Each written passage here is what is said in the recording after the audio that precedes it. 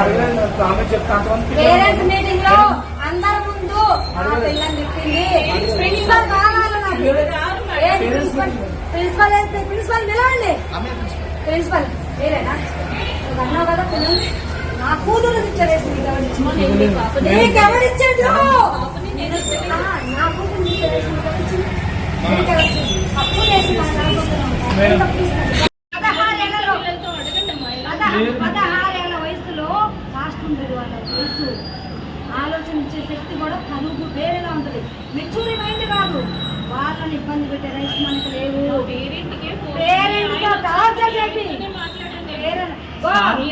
నువ్వు నా బిడ్డలే కాదు ఎంతమంది పిల్లల ఇబ్బంది పెడతావు నాకు తెలుసు.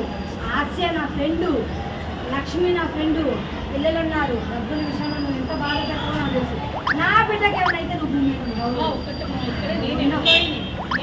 ఎంప్లాయ్ అయితే మేనేజ్మెంట్ అనాలనుకోండి తప్ప తీసుకుంటారు. 22,000 కొన్ని ఇచ్చి పంపించాను లాస్ట్ ఇయర్. అవును నేచర్లో నీకు స్కూల్లో ఉన్న బట్టికే నీకు రెస్పాన్స్. నేచర్ మా ఆయనకి నీ బాబు మొత్తం నాశనం. నా బిడ్డ పోయి నా కొడుకు పోయి నీ స్కూల్ ముందే సూసైడ్ చేసుకున్నాను. నా బిడ్డకి స్కూల్లో లేనప్పుడు నేను ఉండను. ఏ స్కూల్ ముందే చచ్చిపోతా. నేను చచ్చిపోవడం అనుకోవద్దు. ఈ స్కూల్ ముందే అనుకుంటా చచ్చిపోతా. స్కూల్ మీద ఎందుకో తెలుసా ఆ పిల్లల్ని ఎంత చదువుతాను అందరికీ తెలుసు. ఇక్కడ ఉన్న వాళ్ళకు తెలుసు.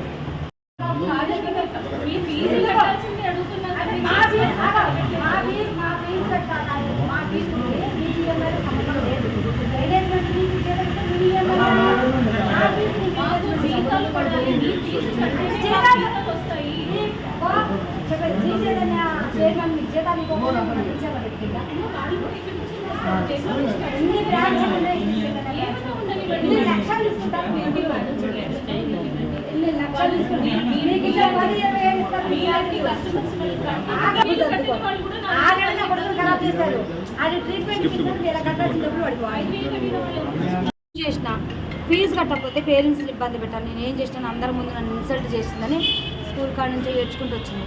మా ఇంట్లో పని ఉంటుంది, పూలమ్మ అని ఉంటుంది. పూలమ్మకు కూడా చెప్పింది. పూలమ్మ ప్రిన్సిపల్ మేడం నన్ను చాలా టచ్. నేను నైటీ మీదనే ఉన్నా. వెళ్దాం పా ప్రిన్సిపల్ కాడికి, నేను మాట్లాడతాను. ఆమెకి ఎవరు ఇచ్చారు మిమ్మల్ని తిట్టారు ఫీజుల గురించి నేను చెప్తాను. నా బిడ్డ చాలా డిప్రెషన్గా ఫీల్ అయ్యి సూసైడ్ చేసుకుంది. యశోదలో అడ్మిట్ అయింది. పేరు అఖిల. వెంటిలేటర్ ఇంతకుముందు అసలు నా బిడ్డ అంత అట్లాంటి ఆలోచన కూడా ఉండదు. నాకేం వీళ్ళు ఇబ్బంది పెడతారు. ప్రిన్సిపల్ మేడం ఇబ్బంది పెట్టిందని చెప్పింది. 3 రోజుల నుంచి ఏడ్చింది. రోజు ఏడ్చింది. అక్కడంటే కూడా మా ఫ్రెండ్స్ ముందు ప్రిన్సిపల్ మేడంని నువ్వు తింటే మా ఫ్రెండ్స్ ముందు బరువు పోయినట్టు అనిపించింది. వద్దు నువ్వు పోమాకు మమ్మీ, నీ కోపం ఎక్కువ, నువ్వు పోమాకు. ఏ రోజు కూడా నా పిల్లలు 2 years నుంచి చదువుతున్నా ఎప్పుడు కూడా ఒక మేడం ఒక మాట అనేదాన్ని కాదు, ఒకరిని ఒక మాట అనేదాన్ని కాదు. నా పిల్లలతో పాటు వేరే పిల్లలకు కూడా బాక్సులు పంపించిన. నాది మామూలు పొజిషన్ అయినా పిల్లలకి అన్నం లేని పిల్లలు కూడా చాలా మంది అన్నం 10th క్లాస్ చదువుతున్నాను. ఇంటి పక్కన వాళ్ళకి, బిల్డింగ్ వాళ్ళకి, అపార్ట్మెంట్ వాళ్ళు అందరూ చెప్పింది ప్రిన్సిపల్ ఫీజు గురించి నన్ను ఇబ్బంది చేస్తుంది. మా ఇంటి పని కూడా చెప్పింది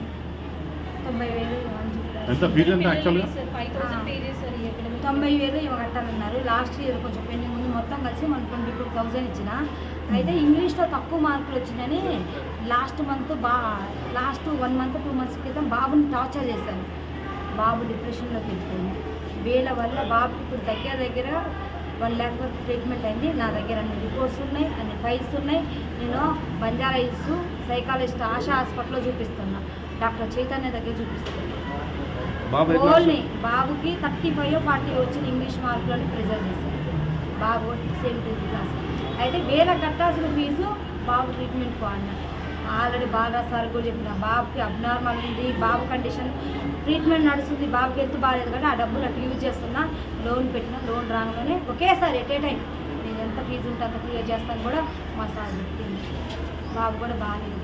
బాబు కూడా మన మధ్యసింకం పోయింది. స్కూల్ వల్ల టార్చర్. పిల్లల్ని ఏం ఫెయిల్ అయితే మనం రాసుకోకూడదు. ఇయర్ లాస్ అయితే నెక్స్ట్ ఇయర్ చదువుకోకూడదు. ఎందుకు పిల్లలు లేనప్పుడు చదువు ఎందుకు? ఇంకా పిల్లలు బతుకుండి పిల్లలు బాగుంటే కండి చదువు కావాలి. పిల్లలు సూసైడ్ చేసుకొని చచ్చిపోయినాక చదువులు ఏమి ఇస్తారు? చదువులు అంటే మాలాంటి వాళ్ళకి కడుపు కోత మిగల్చడానికి ఇలాంటి పెద్ద పెద్ద స్కూళ్ళు పెట్టేది, ఇలాంటి పెద్ద పెద్ద స్కూళ్ళు పెట్టేది మాలాంటి పేదోళ్ళ కోసం.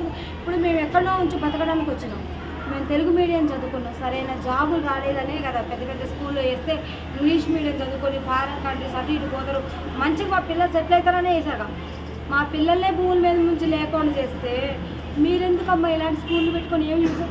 కొంతమంది పిల్లల్లో ఒక పాప స్కూల్ ఫీజు కట్టకపోతే మీ మేనేజ్మెంట్కి ఏమైనా కోట్లు నష్టం వస్తుందా? కరోనాలో పేరెంట్స్ చచ్చిపోతున్నారు కదా, దత్తా తీసుకొని చదివించిన స్కూల్స్ లేవా?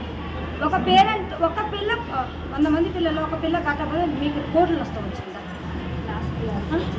కోట్లు నష్టం వచ్చిందా? ఏం నష్టం వచ్చింది? మేనేజ్మెంట్కి ఎక్కడ నష్టం వచ్చింది? శ్రీ చైతన్య వీటి పేరుతో పిల్లల్ని చంపుతున్నారు. ఇంకో నాలాంటి తల్లిదండ్రులు మాత్రం ఇలాంటి స్కూళ్ళల్లో ఏమాకండి పిల్లగాళ్ళు, ఇలాంటి స్కూళ్ళల్లో వేసి మీ పిల్లగాళ్ళు చంపుకోరు. వీళ్ళు ఎంత టార్చర్ పెడతారో తెలుసు. రైటింగ్ తప్పితే చదువు ఉండదు. రైటింగ్ రైటింగ్ రైటింగ్ రైటింగ్ ఏం రాస్తారు పిల్లలు? చదవాలి. రైటింగ్ అంటే నువ్వు పేరాలే రాస్తారు. పేరాలు చదువుకోకుండా పేరాలు రాస్తే వస్తుంది, పాస్ అయిపోతారు.